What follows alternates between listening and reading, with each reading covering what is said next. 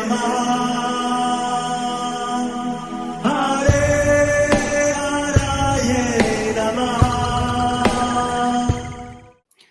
हरे कृष्णा जी, आप सबका बहुत बहुत स्वागत है। हमारे सारे कार्यक्रम इस्कॉन फाउंडर आचार्य हिज डिवाइन ग्रेस एसी भक्ति वेदांत स्वामी प्रभुपाद जी को समर्पित है। मंगलाचरण आरंभ करते हैं।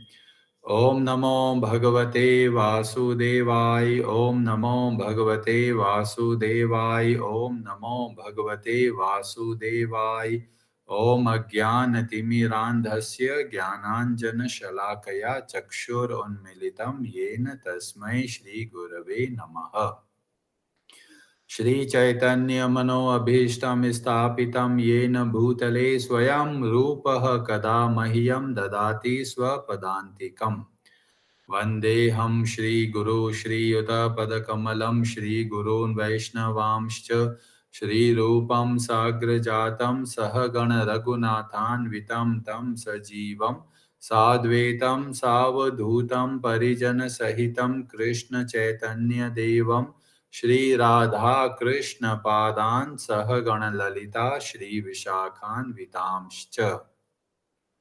नमः ओम विष्णुपादाय कृष्णपृष्ठाय भूतले श्रीमते भक्तिवेदांत स्वामिनिति नामिने। नमस्ते सारस्वते देवे गौरवाणी प्रचारिणे निर्विशेष शून्यवादी पाश्चात्य देशतारिणे। नमो महावदन्याय कृष्ण प्रेम प्रदायते कृष्णाय कृष्ण चैतन्य नामने गौरतुषे नमः। हे कृष्ण करुणा सिंधु दीनबंधु जगतपते गोपेश गोपिका कांत राधा कांत नमोस्तुते। तप्त कांचन गौरांगी राधे वृंदावनेश्वरी वृषभानुसुते देवी प्रणमामि हरिप्रिये। वाञ्छाकल्पतरुभ्यश्च कृपा सिन्धुभ्य एव च पतितानां पावनेभ्यो वैष्णवेभ्यो नमो नमः। जय श्री कृष्ण चैतन्य प्रभु नित्यानंद श्री अद्वैत गदाधर श्रीवासादि गौर भक्त वृंद। हरे कृष्ण कृष्ण कृष्ण हरे हरे, हरे राम राम राम हरे हरे। कार्पण्य दोषोपहत स्वभाव पृच्छामि त्वां धर्म सम्मूढचेताः। यच्छ्रेयस्या निश्चितं ब्रूहि तन्मे शिष्यस्ते अहं शाधिमां त्वां प्रपन्नम्। हरे कृष्णा जी। भगवद गीता अध्याय 2 श्लोक नंबर 61 आरंभ करते हैं। ब्रजेश्वरी जी आप पढ़ेंगे संस्कृत। हरे कृष्ण। तानि सर्वाणि संयम्य युक्त आसीत मत्परः वशे हि यस्येन्द्रियाणि तस्य प्रज्ञा प्रतिष्ठिता। हरे कृष्ण। हरे कृष्णा। तानि उन इंद्रियों को सर्वाणी समस्त संयम्य वश में करके युक्त लगा हुआ आसीत स्थित होना चाहिए। मत परह मुझ में वशे पूर्णतया वश में ही निश्चय ही यस्य जिसकी इंद्रियाणि इंद्रिया तस्य उसकी प्रज्ञा चेतना प्रतिष्ठिता स्थिर। जो इंद्रियों को पूर्णतया वश में रखते हुए इंद्रिय संयम करता है और अपनी चेतना को मुझ में स्थिर कर देता है वह मनुष्य स्थिर बुद्धि कहलाता है। हरे कृष्णा जी। बहुत ही महत्वपूर्ण श्लोक है। कई लोग अपनी बुरी आदतों से बहुत लाचार होते हैं। वो सोचते हैं अरे बुरी आदत ऐसी पड़ गई है, इसको बाहर निकालना बहुत मुश्किल है। पर वास्तव में यह श्लोक हमें प्रेरणा देता है किस तरीके से हम अपनी बुरी आदतों से बाहर निकल सकते हैं। जैसे कोई मकान का मालिक है, उसके पास में एक और घर है और सोचता है चलो किराए पे दे देता हूँ इस घर को, थोड़ा किराए का पैसा मिलेगा तो मुझे सहायता होगी। तो वह घर को किराए पे दे देता है और जो किराएदार होता है वो घर के अंदर आ जाते हैं और थोड़े समय बाद में किराया देना बंद कर देते हैं। और जब मालिक आके बोलता है घर खाली करो, तो घर भी खाली नहीं करते और ऊपर से लड़ाई भी करते हैं। तो ऐसा ही हमारे साथ में होता है। बुरी आदतें जब हमारे अंदर आ जाती है, शुरू में हमको लगता है कि हमारे पास समय है, तो फालतू में टाइम पड़ा है, चलो पिक्चर देख लिया या फिर कुछ और काम कर लिया। तो इस तरीके से धीमे धीमे जो समय हमको लग रहा था खाली है और हमने टीवी चलाना देखना शुरू कर दिया, धीमे धीमे ऐसी आदत पड़ गई कि टीवी के बिना रहा ही नहीं जाता। और अभी ये हो गया कि ज्यादा समय टीवी में चला जाता है। तो एक बुरी आदत की तरह इसको बाहर निकालना बहुत मुश्किल है। लोग बहुत प्रयास करते हैं, अरे कैसे बाहर निकलो, पर उनको तरीका नहीं पता। भगवान श्री कृष्ण इस श्लोक में बोलते हैं, युक्त आसीत मत परह। इसका मतलब यह हुआ कि जब हम लोग कुछ जोड़ते हैं अच्छी चीजों को, तब हम बुरी चीजों को स्वतः ही छोड़ते चले जाते हैं। तो इसीलिए भगवान बोलते हैं, केवल मन को कंट्रोल में नहीं करना है, मत परह, मन को भगवान में लगाना है। तो अगर आपको बुरी आदतें को छोड़ना है तो बुरी आदतों पर ध्यान नहीं देना है, अच्छी आदतों की तरफ हमको जुड़ना है। जब हम लोग भक्ति के द्वारा भगवान के जो भक्ति के नियम है उससे जुड़ते जाते हैं, उतना हमारी जो पुरानी बुरी आदतें हैं वो सब के सब छूटती चली जाती है। और इसीलिए हमें बताया गया कि युक्तः जुड़ना है, किससे? भगवान से। तो भगवान से जुड़कर हमको कार्य करना है।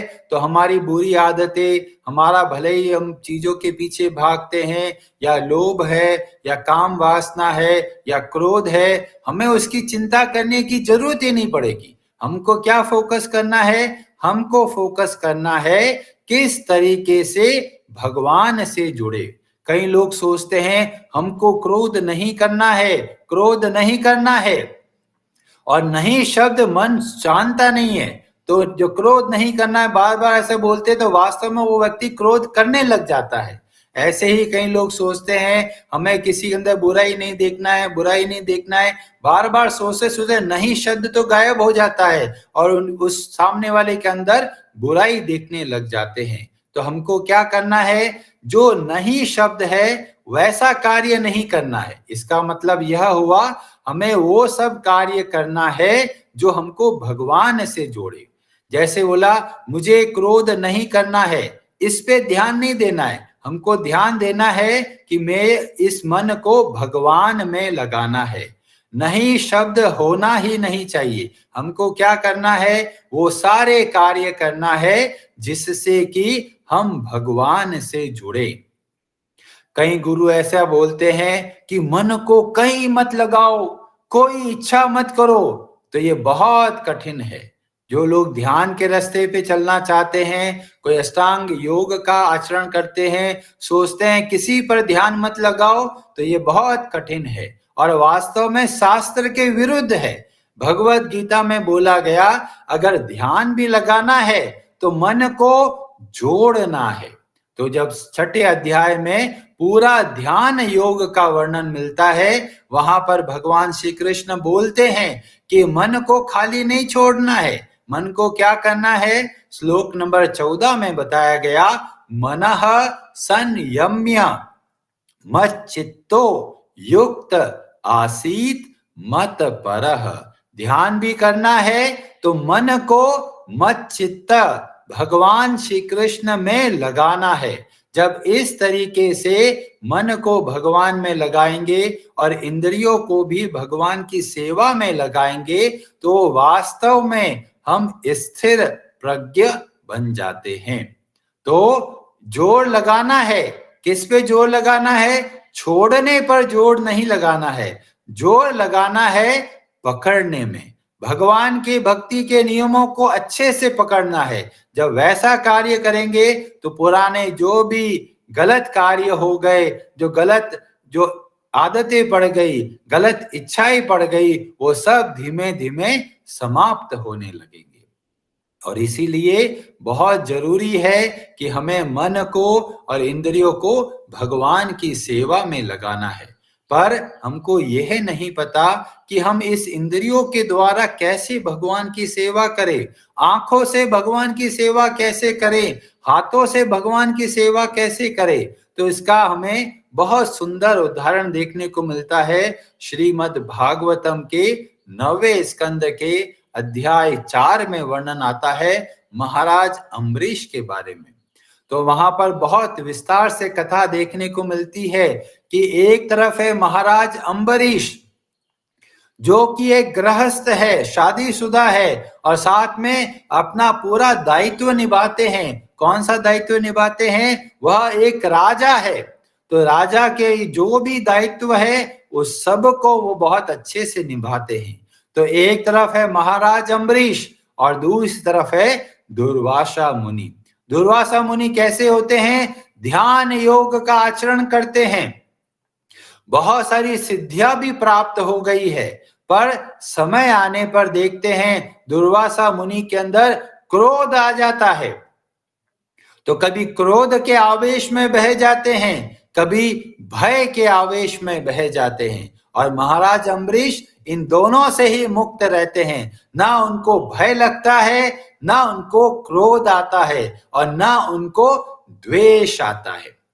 ऐसे कैसे संभव हुआ कि दुर्वासा मुनि जो इतना ध्यान लगाते हैं वो अपनी इंद्रियों को संयमित नहीं कर पा रहे, और महाराज अम्बरीश गृहस्थ होते हुए, घर का सब कामकाज करते हुए और बहुत अच्छे से अपनी इंद्रियों को भी और अपने मन को भी वश में करते हैं। तो इसका उत्तर हमको मिलता है श्लोक नंबर 18 से 20 में कि किस तरीके से महाराज अम्बरीश कार्य करते हैं। तो बोला सब के सब जो इंद्रियां है, मन है, बुद्धि है, उन सब को वो भगवान की सेवा में लगाते हैं, और इसीलिए वे सदैव स्थिर प्रज्ञ कहलाते हैं। और वहां पर बताया गया स वै मनः कृष्ण पादार विंदयो। मन को कहाँ लगाते हैं? भगवान के चरणों में लगाते हैं। भगवान के चरणों में लगाने का क्या मतलब है? भगवान की लीलाओं को वे स्मरण करते हैं कि किस तरीके से भगवान कार्य करते हैं। तो मन को कहाँ लगाया? भगवान श्री कृष्ण के चरण कमलों में। वांचासी वैकुंठ गुणानुवर्ण, जीव को भगवान की सेवा में लगाते हैं भगवान का गुणगान करने से। तो हमें देखना है कि अभी मन कहाँ कहाँ भागता है, किस वस्तुओं के बारे में ज्यादा सोचता है। 24 घंटे में मन कितनी बार किस चीज के पीछे भागता है? क्या खाने के पीछे भागता है, या भविष्य की चिंता को लेकर भागता है, क्या कोई बीमारी के डर की वजह से ज्यादा सोचता है? तो हमको धीमे धीमे उस मन को वहां से उठाकर भगवान में लगाना है कि जो जो कार्य हो रहा है मुझे भगवान की सेवा समझ के करना है। तो इस तरीके से अपना मन जो अभी जगह जगह पर भाग रहा है उसको भगवान के चरणों में स्थिर करना है। और जीव को भगवान की सेवा में कैसे लगाना है? दूसरों की निंदा करके, अड़ोस पड़ोस की बातें करके नहीं। जीव को लगाना है भगवान की सेवा में 2 तरीके से। पहले भगवान का गुणगान करना है, तो अड़ोस पड़ोस से बातचीत हो, एक दूसरे की निंदा करने की जगह भगवान का गुणगान करना है, भगवान के भक्तों का गुणगान करना है। इस तरीके से हमें जीव को भगवान की सेवा में लगाना है। दूसरा किस तरीके से सेवा में लगाना है? जो जीव अभी तरह तरह के स्वादिष्ट चीजों के पीछे भागती है, तो हमें वहां पर एक फिल्टर लगाना है। वहां पर कैसा फिल्टर लगाना है कि पहले भगवान को भोग लगाना है, शुद्ध सात्विक भोजन होना चाहिए, स्वास्थ्य के लिए लाभदायक हो, ऐसा भोजन हमको ग्रहण करना है। कई लोग स्वादिष्ट को ज्यादा महत्व देते हैं और जो स्वास्थ्य को कम महत्व देते हैं। जैसे रास्ते में चलते हुए रेड़ी में दिखा रहे गर्मा गर्म खुशबू आ रही है, कुछ खाने की चीज सुगंध आ रही है, चलो खा लिया। ये नहीं देखा कि वहां पर शुद्धता कितनी है, पास में नाला बह रहा है, बदबू आ रही है, फिर भी क्या करे, जीभ के जो प्रभाव के अंदर आके ऐसी चीजें करते हैं और बाद में दुख पाते हैं। तो जीभ को हमें संयमित करना है, वह चीजों को ग्रहण करना जो हमारे लिए पौष्टिक है, जो हमारे स्वास्थ्य को बढ़ाए और सात्विक तरीके से बना हुआ हो, भगवान को अर्पण करके, और फिर हमको ऐसा भोजन ग्रहण करना है। हाथों के द्वारा भगवान की सेवा कैसे करनी है? तो बोला गया, करौ हरेर मंदिर मार्जनादीशु। भगवान का जो मंदिर है वहां पर सफाई करना है अपने हाथों से। तो इस तरीके से हम अपने हाथों के द्वारा भगवान की सेवा कर सकते हैं। श्रुति चकारात अच्युत सत कथोदय।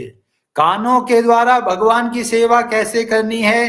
कई लोग गानों के पीछे बहुत पागल हो जाते हैं, तरह तरह के म्यूजिक एल्बम सुनने के लिए ललायत रहते हैं। तो उनसे हटाकर वहां कहाँ करना है कानों को?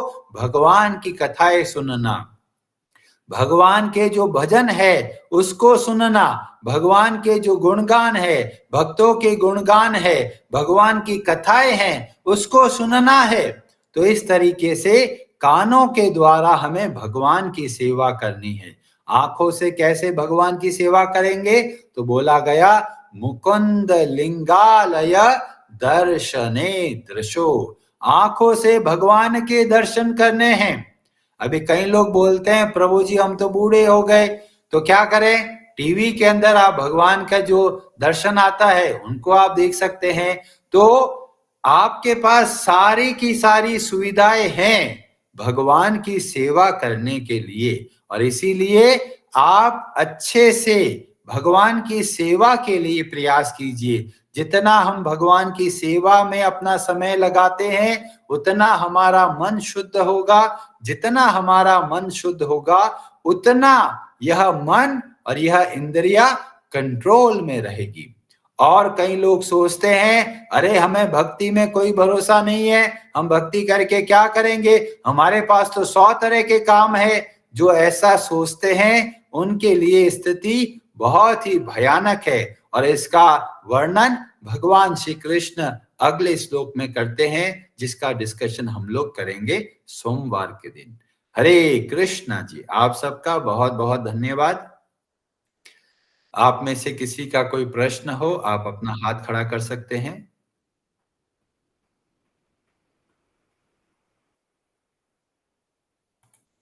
शिखा माता जी, आप कुछ कहना चाहते हैं? हरे कृष्णा प्रभु जी। हरे कृष्णा जी।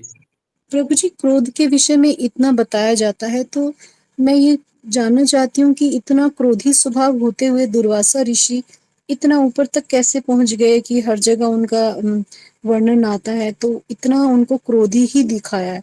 इतना अत्यधिक क्रोध होते हुए उनकी स्थिति इतनी कैसे पहुंच गई कि वो शास्त्रों में इतना स्थान लिए हुए हैं? तो इसमें शास्त्र में सभी तरह के कैरेक्टर का वर्णन मिलता है।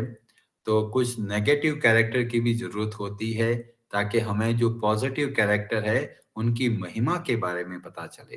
तो दुर्वासा मुनि जो कि भगवान शिव के अवतार है, उन्होंने बहुत सारी सिद्धियां प्राप्त करते हैं, और उनका उद्देश्य यही होता है कि कैसे करके भक्तों के जो चरित्र है वो लोगों के सामने लेके आए।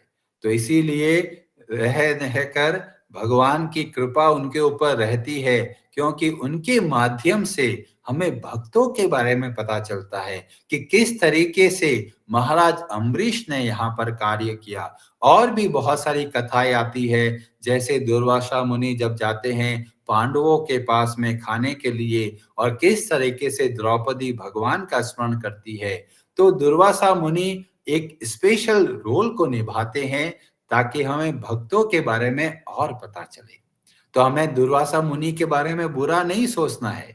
हमारा एक उपनिषद है जिसे बोला गया गोपाल तापनीय उपनिषद, उसका जो उत्तर तापनीय भाग है उसमें वर्णन मिलता है कि जो दुर्वासा मुनि है वे बहुत उच्च कोटि के भगवान के भक्त हैं और खुद भगवान को अच्छे से समझते हैं, क्योंकि वहां पर बहुत सुंदर वर्णन मिलता है। वे खुद भगवान श्री कृष्ण का इतना बढ़िया गुणगान करते हैं।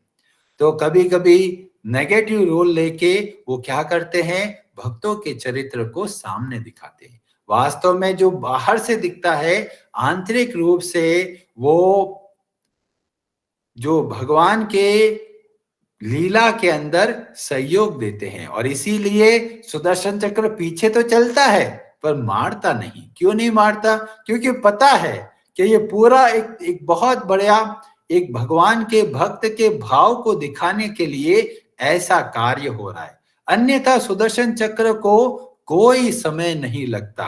अगर मारना ही होता दुर्वासा मुनि को तो सुदर्शन कभी भी विलंब नहीं करते, पर वास्तव में सुदर्शन उतना ही पीछे रहते हैं जितना कि दुर्वासा आगे जा सके।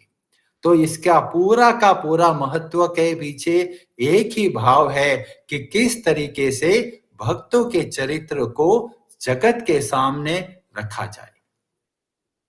हरे कृष्णा प्रभु जी, बहुत ही सेटिस्फाइंग आंसर था। थैंक यू प्रभु जी। हरे कृष्णा। हरे कृष्णा जी। हरे हराये नमः।